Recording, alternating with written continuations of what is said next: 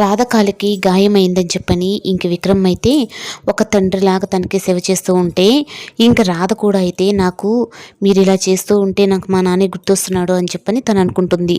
నన్ను క్షమించి రాధ, లాస్ట్ 365 రోజు అంతవరకు శని మాత్రం నీ దగ్గరికి రాలేడు అన్నట్టుగా విక్రమ్ అంటాడు.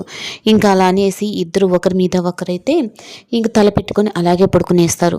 ఇంకా ఉదయాన్నే సునంద అయితే కొత్త కోడల చేత పూజ చేపించాలి అని చెప్పనని ఇంకా ఉంటే దమయంతి అయితే ఇంక పెద్ద గొడవే చేస్తుంది. ఏంటత్తయ్య గారు ఇదంతాను అని చెప్పని అంటూ ఉంటే, ఎవరు ఏమనుకున్నా సరే నా కోడలు కొడుకు చేత ఇంట్లో పూజ చేపించడం అది మాత్రం వాస్తవం అనేసి ఇంక వెళ్తూ ఉంటే, ఇంకా అప్పుడు ఎంట్రీ ఇస్తాడు వీరబాబు. ఇంకా ఇచ్చేటప్పటికి ఇంక రాధ అయితే ఇంక తనని చూడంగానే ఒక్కసారిగా అయితే భయపడిపోతుంది. ఏంటి ఇతన్ని చూడగానే రాధలో ఎందుకు ఈ భయం వచ్చింది అని చెప్పి అన్నట్టుగా.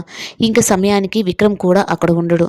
ఈ లోపలైతే వీరబాబు అయితే వచ్చి, నేను రాధ ప్రేమించుకున్నాం, అసలుకి మీ వాడిని ఎలా పెళ్లి చేసుకుంటుంది అని అనగానే సునంద అయితే ఏంటి బాబు నువ్వు చెప్పేది అంటే, అవును రాధ నేను ప్రేమించుకున్నాం, మీ ఇద్దరం పెళ్లి చేసుకోవాలనుకున్నాం, కానీ ఈ రాధ విక్రమ్ని పెళ్లి చేసుకుంది, అది ఎలా జరిగిందో నాకు తెలియాలి.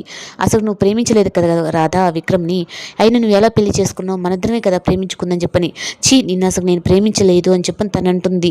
ఏంది ఇప్పుడు నువ్వు ఒక పోలీస్ ఆఫీసర్ భార్య అయ్యావని చెప్పని నన్ను ప్రేమించలేదని చెప్పని అబద్ధం అంటున్నావా అని.